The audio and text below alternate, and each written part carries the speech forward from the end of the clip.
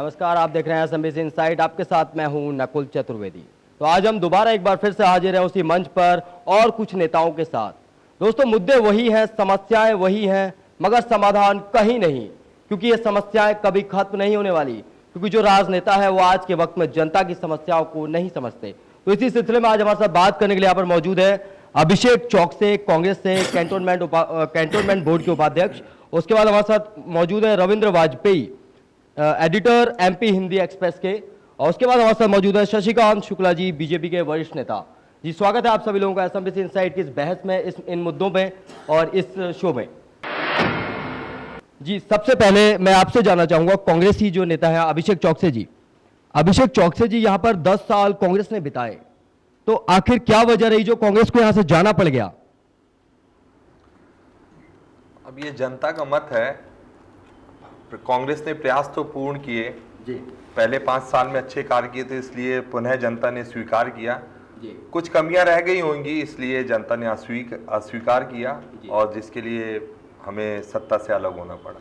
तो अब क्या लगता है, अब आने वाले विधानसभा चुनाव में आप लोग पूरी जीत के दावे करते नजर आ रहे हैं, आपके नेता बड़े नेता हैं, सत्ता परिवर्तन यात्रा करते नजर आ रहे हैं, तो आपको क्या लगता है आने वाले चुनाव में क्या होने वाला है? निश्चित तौर पे मध्य प्रदेश में कांग्रेस की सरकार बनेगी, क्योंकि जनता ने भाजपा को भी 2 बार मौके दिए, लेकिन भारतीय जनता पार्टी के नेता उन जो वादा जनता से किए थे उस पे सफल नहीं हुए। कौन से वादे?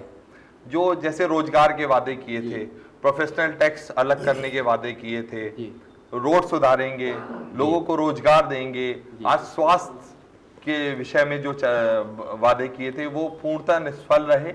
इसके कारण पुनः जनता कांग्रेस को स्वीकार करेगी। तो यहाँ पर अभिषेक चौकसे जी का साफ तौर पर कहना है कि कांग्रेस को सत्ता से बेदखल जनता ने इसलिए किया था कि कुछ कमियां रह गई थी, मगर अब उन्हें पूरा विश्वास है कि वो दोबारा से सत्ता में आएंगे और जनता की उम्मीदों पर खरे उतरेंगे। अभी यहाँ पर हमारे साथ मौजूद है शशिकांत शुक्ला, बीजेपी से। जी, आप बताएं, आपने 10 साल में जनता को क्या दिया, मध्य प्रदेश को क्या दिया?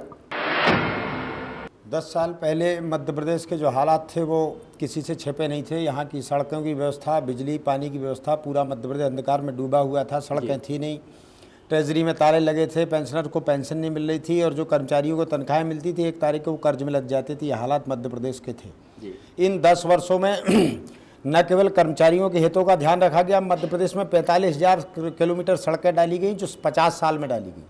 मध्य प्रदेश में 4,500 मेगावाट बिजली का उत्पादन कांग्रेस के कार्यकाल में 50 साल में हुआ। इन 5 साल में 10,500 मेगावाट बिजली का उत्पादन हो रहा है। दर्जनों बिजली के उत्पादन की इकाइयां लगी और मध्य प्रदेश में 24 घंटे बिजली दी जा रही है। आपको क्या लगता है, बिजली उत्पादन कर देने से आप आम जनता की मेरी पूरी ये तो मैं जितनी बात बता रहा हूँ उसमें से एक मुद्दा है कि मध्य प्रदेश जो अंधकार में डूबा था, कृषि के लिए बिजली आवश्यक थी, उद्योग के लिए बिजली आवश्यक थी, इसके लिए मध्य प्रदेश को आत्मनिर्भर बनाया गया। 24 घंटे बिजली हो रही है, किसानों को बिजली मिल रही है, किसानों को फायदा हो रहा है। 18% किसान कृषि ग्रोथ जो हुई है मध्य प्रदेश में। भी लगता है कि आप भी दोबारा से सत्ता में यहाँ पर वापसी करेंगे? बिल्कुल। किसान जो मध्य प्रदेश में जो किसान क्रांति हुई है, जो किसानों के लिए जो कृषि की क्रांति हुई है, जो उत्पादन दुगना और तिगुना मध्य प्रदेश में हुआ है, जो 18% विकास हुआ है, विकास दर है हिंदुस्तान में नहीं, 4% विकास दर मध्य प्रदेश की कांग्रेस के कार्यकाल में थी, जो आज 12%, 10%, 13% तक है। शशिकांत जी, सिर्फ विकास कर लेना, आपने बिजली की योजनाएं लगा दी, सड़कें बना दी, या किसानों को ऋण दे दिया, ये तो वो समस्याएं हैं जो सब जगह चलती रहती हैं और समस्याओं का समाधान कभी नहीं होता। एक बड़ी बात मैं आपको बताना चाहूंगा कि जो बीजेपी का कार्यकाल है 10 साल, इसमें महिलाओं के ऊपर क्राइम बहुत ज्यादा बढ़े हैं और सबसे ज्यादा क्राइम यहां पर ही हो रहे हैं मध्य प्रदेश में। वो क्यों हो रहे हैं? देखिए, क्राइम नियंत्रण के लिए पूरा प्रयास किया जा रहा है। महिलाओं के सम्मान, प्रयासों से कुछ नहीं होता शुक्ला जी, प्रयासों से कुछ नहीं होता शुक्ला जी, प्रयासों से कुछ नहीं होता। प्रयास तो आप सभी लोग करते हैं। मैं आपसे जानना चाहूंगा, आप बताइए क्राइम क्यों बढ़े यहाँ पर? क्राइम तो एक संस्कृति के रूप में विकसित हो रहा है। मध्य प्रदेश में अकेले नहीं बढ़े, देश की राजधानी दिल्ली में मध्य प्रदेश में ज्यादा क्यों बढ़े? क्या रोके नहीं जा सकते? क्यों नहीं रोके जा सकते? सरकार में इच्छा शक्ति होना चाहिए, प्रशासन में राजनीतिक हस्तक्षेप कम होना चाहिए। आप बताइए, आपके अंदर इच्छा शक्ति है? इसमें आपने ज्यादा का जो शब्द कहा, उत्तर प्रदेश इतना बड़ा राज्य, उत्तर प्रदेश के बाहर आता है, वहां तो इससे 3 गुना क्राइम है। ये तुलना करेंगे तो मध्य प्रदेश सबसे कम क्राइम में आएगा, ऐसा नहीं।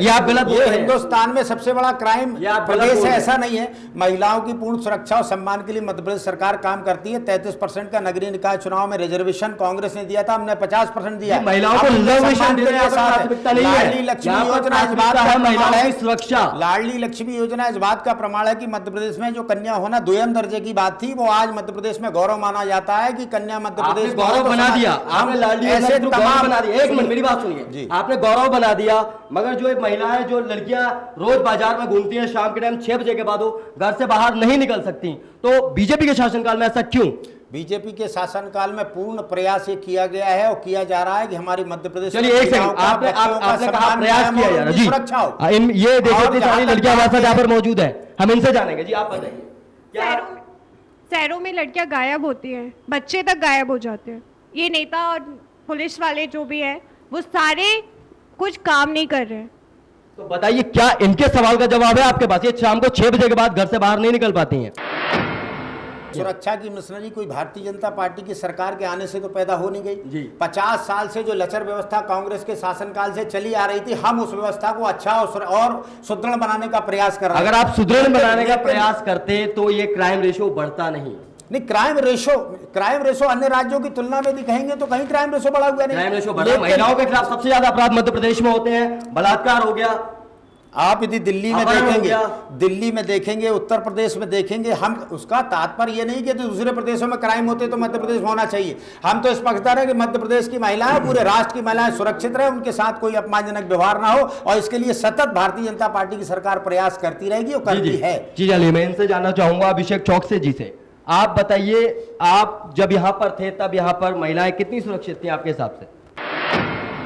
पूर्णतः सुरक्षित इस तरह के मामले कभी नहीं हुए, और जो 10 साल में आज भाजपा के शासन में हुए हैं सिर्फ इसलिए हुए क्योंकि भाजपा ने आम जनता की तरफ बिल्कुल ध्यान नहीं दिया, और भारतीय जनता पार्टी ने जो सत्ता में आके सिर्फ कांग्रेस के लोगों के ऊपर अत्याचार किया, उनके ऊपर झूठे मुकदमे लगवाए। आज आप इस जबलपुर शहर में सर्वे करा लें, आज कितने अपराधी लोगों पे एनएसए हुए, किस प्रकार के अपराधियों पे एनएसए हुए हैं, कितने लोगों पे जिले बदर हुए हैं, ये आप अगर सर्वे कराएंगे तो कहीं ना कहीं आपको पता चलेगा कि सिर्फ कांग्रेस से जुड़े होने के कारण या कांग्रेस के नेताओं के साथ जुड़े होने के कारण उनके ऊपर मुकदमे कायम हुए हैं और अपराधी पूरे फरार घूम रहे हैं शहर में। चौकसे जी एक सवाल, आप कहते हैं कि बीजेपी वालों ने अत्याचार किया आपके ऊपर, आपको पता है रामदेव लगातार अभी अपनी योग शिविर लगा रहे थे और रामदेव लगातार बोल रहे थे कि उनके ऊपर कांग्रेस ने अत्याचार किया, खुलकर अत्याचार किया है। दूसरी तरफ नरेंद्र मोदी है, वो भी लगातार कांग्रेस के ऊपर आरोप लगाते हैं। तो बताइए शासन किसका है 10 साल से केंद्र में? केंद्र में शासन कांग्रेस का है। तो क्या किस तरह का अत्याचार किया? मध्य प्रदेश किस तरह रामदेव के ऊपर कौन सा अत्याचार कर दिया था? वो एक व्यवस्था खराब कर रहे थे। क्या व्यवस्था खराब कर रहे थे? काले धन की बात कर रहे थे। काले धन की बात भाजपा क्यों नहीं कर रही थी? भाजपा भी कर रही है। भाजपा खुल के रोड पे क्यों नहीं आ रही थी? कहीं नहीं आ रही थी। एक बाबा रामदेव कौन से पॉलिटिकल पार्टी के थे? वो पीछे से भारतीय जनता पार्टी को संरक्षण दे रहे थे। एक पहले आप राजनीतिक बनो ना, आप अगर कोई विषय पे चर्चा कर रहे हो, अगर आप चुनाव लड़ो, आप चुनाव लड़के वो बातें करो। आप योग के सहारे पब्लिक इकट्ठी करके आंदोलन कर रहे हो और पीछे से सामने आके लड़ाई लड़िए ना। आप वो सामने आके तो लड़ाई लड़ सामने तो भारतीय जनता पार्टी के सदस्य बन जाइए, भारतीय जनता पार्टी के सदस्य बन जाइए। कुछ बताना चाह रहे हैं? मैं सोच रहा हूँ ये दो राजनीतिक व्यक्तियों के बीच में बहस जो है यहाँ से वहाँ भटक रही है जी। अपराध जो है पूरे देश में बढ़े हैं, तो क्यों बढ़े हैं उसका एक कारण राजनीति है, ये बात बिल्कुल सही है। पर मेरा सोचना है कि समाज जब किसी गलत दिशा में जाता है तो उसके लिए केवल सरकार या राजनीतिज्ञों को हम दोष नहीं दे सकते। समाज की अपनी जिम्मेदारी होती है।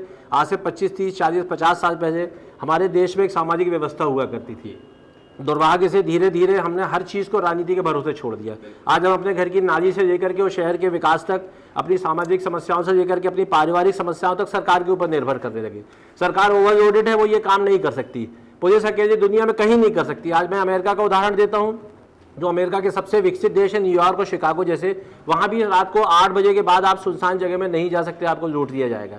ये कहना कि सिर्फ सरकार और पुलिस के ऊपर भी अपने एक दबाव होते हैं। रही बात राजनीतिक क्षेत्र की, तो राजनीति का जो अपराधीकरण हुआ, और एक समय था जब राजनीति अपराधियों को नियंत्रित करती थी, अब अपराधी राजनीति को नियंत्रित करते हैं। लेकिन ये उसका सामाजिक परिणाम है।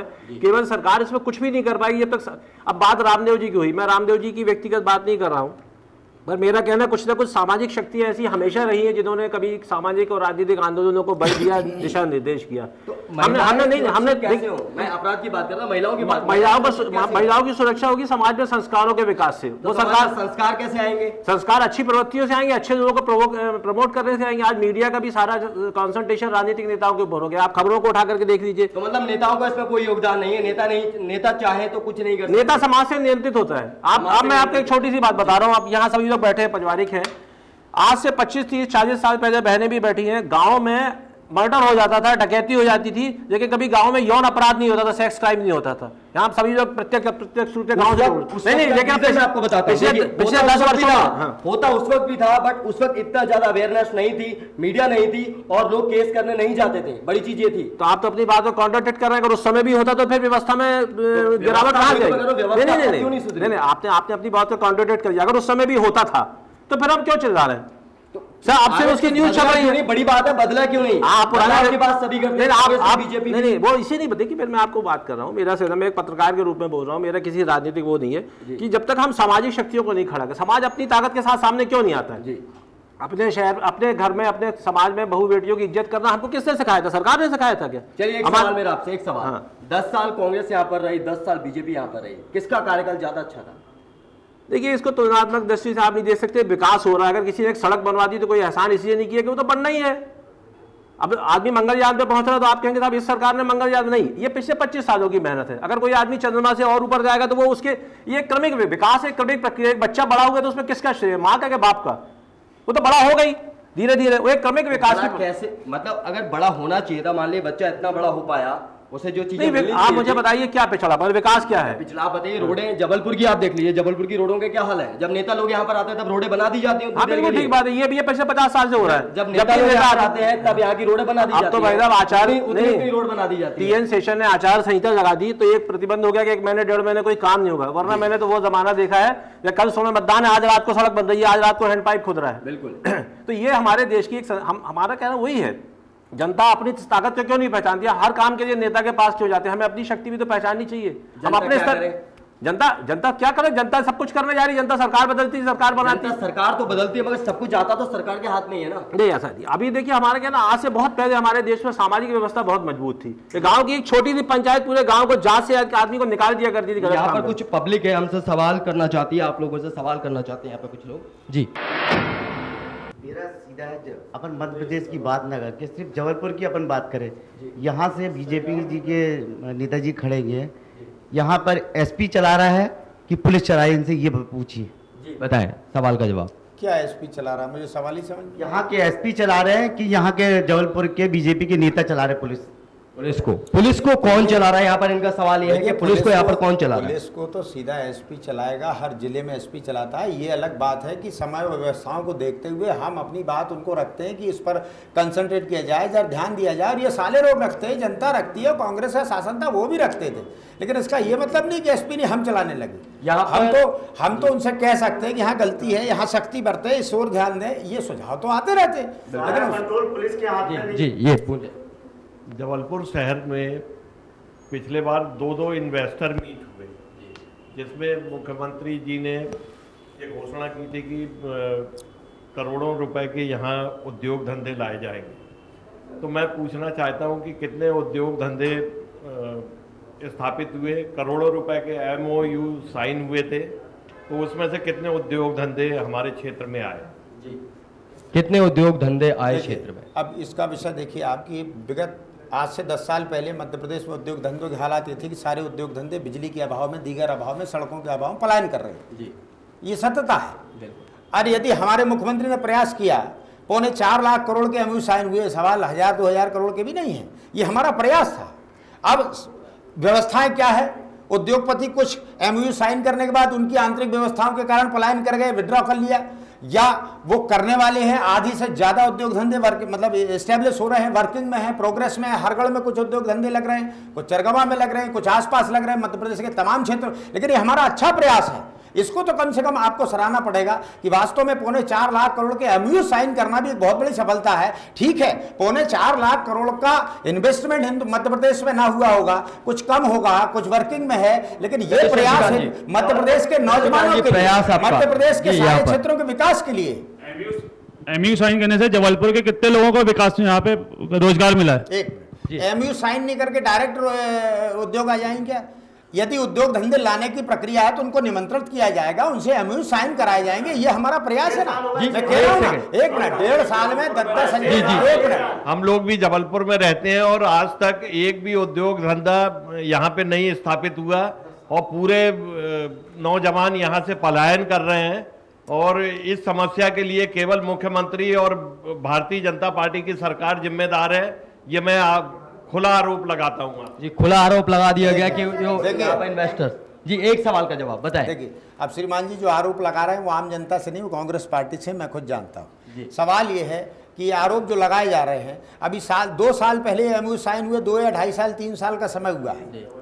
सुनिए एक मिनट, आपने जो 50 साल में बिगाड़ा है वो 3 साल में सुधरने का आप सपना नहीं कीजिए। 50 साल में जो उद्योग धंधे नहीं लगे, 50 साल में जो उद्योग धंधों का पलायन हुआ, 50 साल में जो 50 साल में 3 साल में सारा सब कुछ ठीक हो जाए। आप हमारा प्रयास देखिए, मध्य प्रदेश के विकास में ईमानदारी दे 10 सालों में एक भी युवा लोगों को रोजगार यहाँ पर नहीं दिया गया।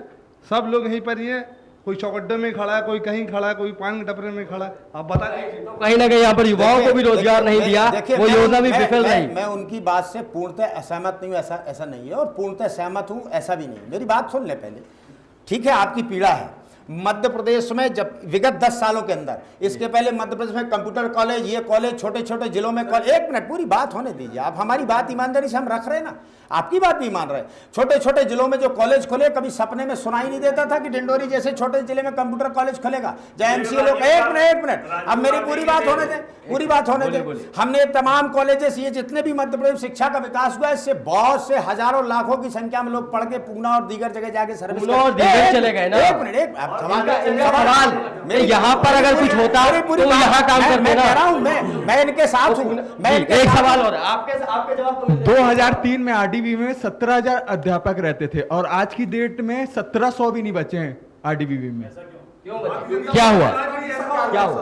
देखिए, आरडीबी केवल भाजपा से नहीं चलती, केंद्रीय मानव संसाधन विकास मंत्रालय का भी उसमें इन्वॉल्वमेंट रहता है, उसमें ऐड भी दी जाती है, उसमें दोनों को मिलाकर के सारे व्यवस्थाएं चलती है। तो व्यवस्थाएं दोनों ही पार्टियों की खराब है ना, कहने का मतलब यह है। 1 मिनट, दोनों ही पार्टियों की व्यवस्थाएं खराब है, कम हुई है। अब वहाँ शिक्षा के स्टूडेंट कितने हैं, कितनी आवश्यकता है, हमने मध्य प्रदेश में, केवल आप आरडीबी की बात कर रहे हैं, मध्य प्रदेश में लगभग 40,000 टीचर्स की नई भर्ती हुई है। अभी तक इन 10 सालों में 1 लाख टीचर दिए गए, कोई हाई स्कूल में, कोई मिडिल स्कूल में, कोई कॉलेज में, लाखों की संख्या में। जी, एक सेकंड, अब मैं चौकसे जी से पूछना चाहूंगा यही सवाल। आप बताइए, जो सब कुछ भी शुक्ला जी बोल रहे हैं, क्या सही है? आरडीबी में आज जो बात उठी है, कभी यहाँ के जनप्रतिनिधियों ने ये प्रयास ही नहीं किया क्या कि शिक्षा व्यवस्था सुधार हो। दिन पे दिन गिरती गई, एग्जामिनेशन नहीं हो रहा है। आए दिन हम सभी जन रोजाना न्यूज़पेपरों में पढ़ते हैं कि रिजल्ट नहीं आए, एग्जामिनेशन डेट नहीं आई। और कभी भी शहर में जो विधायक महोदय रहे हों भाजपा के या सांसद रहे, कभी इन लोगों को शहर के हित में इन्होंने कोई बात ही नहीं की है, सिर्फ जनता को कमजोर बनाने का काम किया है। एक विधायक जी थे जो लोगों को पन्नी, साड़ी, कंबल बांटते थे। एक पश्चिम के विधायक जी थे, वो झुग्गी झोपड़ियों के लिए बस लड़ते रहते थे, कभी जमीन, उनको स्थायी व्यवस्था की बात नहीं की, पट्टों की बात नहीं की। आज आप गोकलपुर वहां चले कैसे करेगी स्थायी व्यवस्था? पूर्व में भी कांग्रेस ने ही, आज संजय गांधी नगर, राजीव गांधी नगर, ये सारे कांग्रेस ने बसाए हैं, इनको पट्टे दिए। अर्जुन सिंह जी जो जब मुख्यमंत्री हुआ करते थे।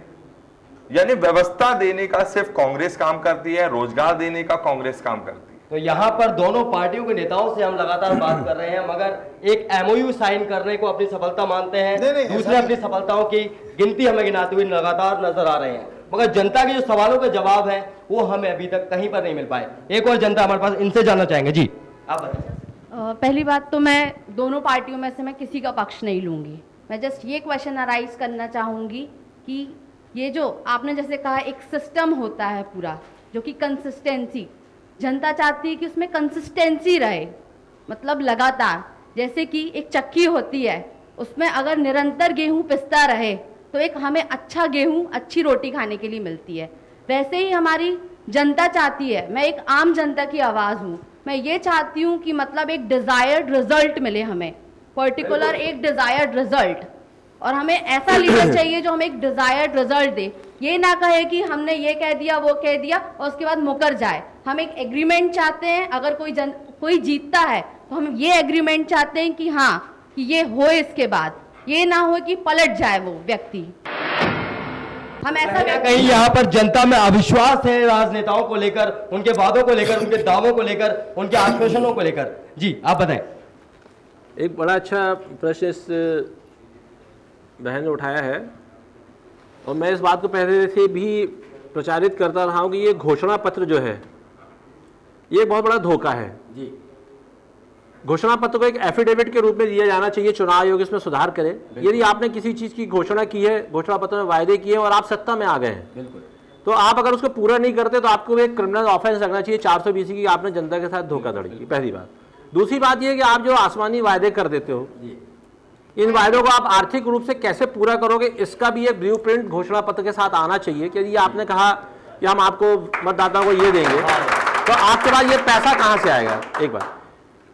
तीसरी बात, अगर एक चुनाव प्रचार के दौरान मान लीजिए चौकसी जी चुनाव लड़ रहे हैं, शशिकांत जी, ये किसी मंदिर के सामने गए, उन्होंने आरती की थाली में 10 रुपए अगर डाल दिए और उसकी फोटो खींच गई, तो आचार संहिता में उल्लंघन हो गया था, 10 रुपए इन्होंने बांटे या किसी भिखारी को दे दिए। लेकिन एक सरकार कहती है कि हम चुनाव जीते तो महिलाओं को मंगलसूत्र देंगे, गरीबों को हम कलर टीवी दे देंगे, हम बच्चों को लैपटॉप दे देंगे। ये एक तरह की घूस है, इसके ऊपर कोई प्रतिबंध नहीं लगा। एक मिनट, नहीं, दूसरी बात, तीसरी बात ये हो रही है कि घोषणा पत्र को लागू करने के लिए सरकार के पास एक समयबद्ध प्रोग्राम होना चाहिए। उमा भारती की सरकार जब आई थी तो उसके पहले उन्होंने ये कहा कि हम मध्य प्रदेश में आते ही साथ सबसे पहला निर्णय ये करेंगे, दैनिक वेतन भोगी कर्मचारियों को नियमित कर देंगे। आज 10 वर्ष हो गए, उसके हजारों लोग, आपने कहा 1 लाख लोगों की भर्ती हुई, पर मध्य प्रदेश में हजारों ऐसे डेली वेजेस कर्मचारी हैं जो पिछले 25 साल से सरकारी डिपार्टमेंट में नौकरी कर रहे हैं, उनकी तनख्वाह फिक्स पे काम कर रहे हैं, वो रिटायरमेंट के बाद उनका क्या होगा भगवान जाने। ये दूसरी एक यूनिवर्सिटी की इन्होंने बात उठाई कि रिजल्ट नहीं आते। इसमें मेरा एक कहना है, ये दोनों पार्टियां दोषी किस हिसाब से? विश्वविद्यालय चलता है, विश्वविद्यालय अनुदान आयोग के मदद से, उसके निर्देश के अनुसार उसके कुलपति को अपॉइंट करते हैं प्रदेश के राज्यपाल, जो कि यूनिवर्सिटी के कुलाधिपति चांसलर होते हैं बाई एक्ट।